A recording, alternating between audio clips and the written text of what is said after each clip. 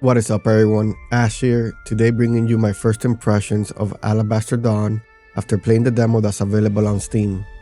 This game is a 2.5D action RPG that's being developed by Radical Fish Games, a studio that to my knowledge has only made one other title called CrossCode. Now I never played that game, but I read a little bit about it. It's also a 2D action RPG, and from my understanding, Alabaster Dawn is taking a lot of the systems that game had and improving upon them. The developers themselves have said that Alabaster Dawn is for fans of CrossCode that enjoyed the mechanics in that game but want to experience a new world and a new story. Now before I jump into the story and all the gameplay details, all that good stuff, I do want to break down how the demo is structured. The demo is around 2.5 hours long and is divided into 3 parts. The first part is around an hour and a half and it has you playing through the beginning part of the game. Any progress that you do here will actually carry over to the full release of the game if you purchase it.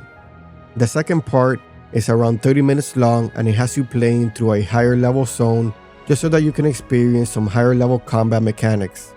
And finally, the third part has you playing a small section of a dungeon, which is mainly there just to showcase the puzzles that the game will be offering. With all of that out of the way, let's jump into the story of the game. Alabaster Dawn takes place on a planet called Tiran Soul.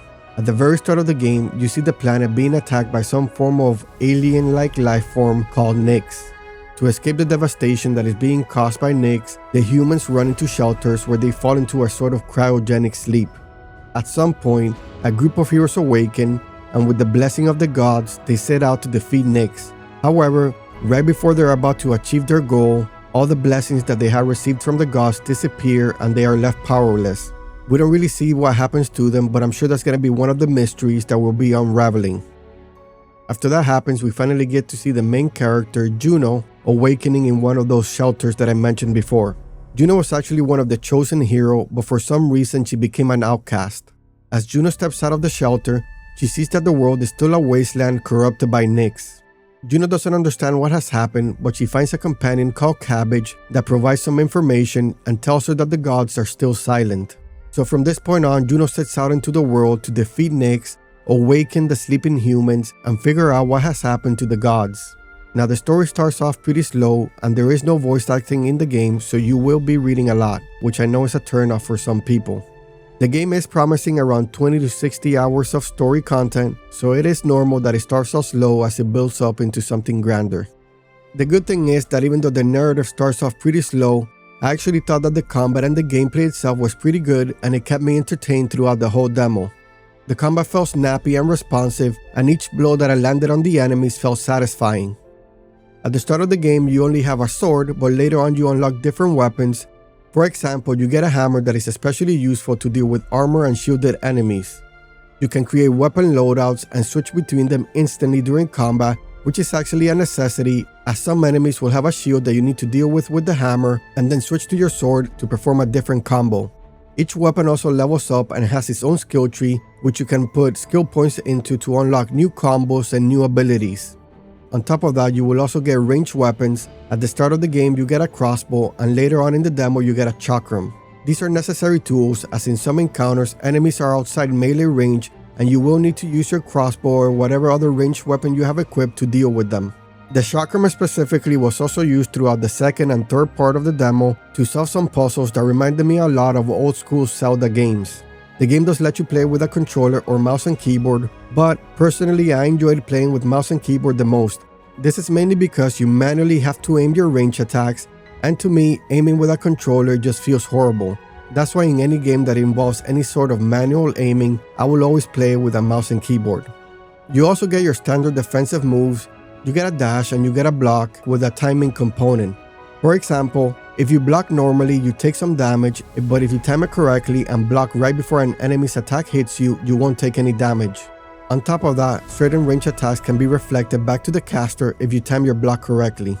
Each of your defensive abilities consumes your stamina, so you can't just spam them. Enemies themselves also feature a stagger bar that once you fill it up, they will become incapacitated and you will be able to deal more damage to them. The enemies in this game have an alien insect-like aesthetic. In fact, one of the enemies that you fight is a giant wasp, which I thought was pretty cool.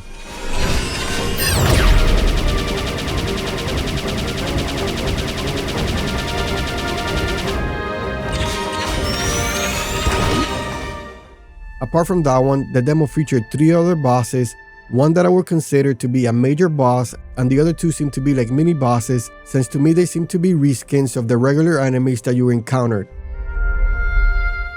Your character also levels up similar to your weapons, and you get specific skill points to use on a core skill tree. The skill tree has basic upgrades like increasing your stamina or your health.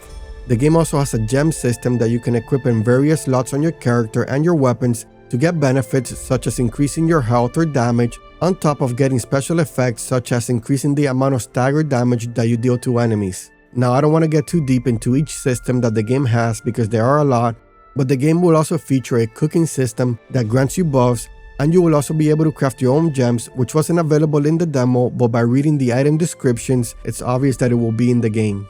I do have one concern, and that is that the demo didn't feature a respec system. Since there are so many skill trees, I think that the game needs it. But maybe that's unlocked later on through a specific NPC or an item that you acquire. These portions of the game that we got to play were pretty linear, so I don't know how much exploration the final game will have. The dungeon did have some side rooms where you could find some secret treasure, but that was about it. Also, I felt that the game was pretty easy, but that could change the farther you get into the story. Most combat encounters are these gauntlet-style battles where the walls rise up and you're locked into an arena where enemies start to spawn, and until you defeat all of them, you can't exit.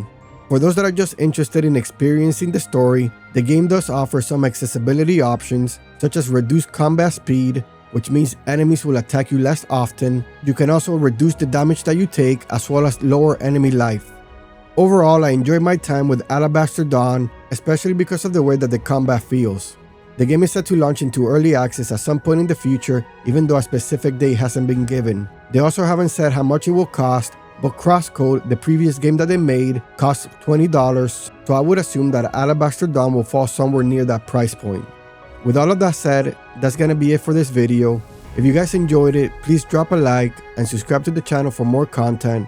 I will be covering a lot more games. I will be doing previews, reviews, and some guides as well, so if you don't want to miss out, make sure you subscribe.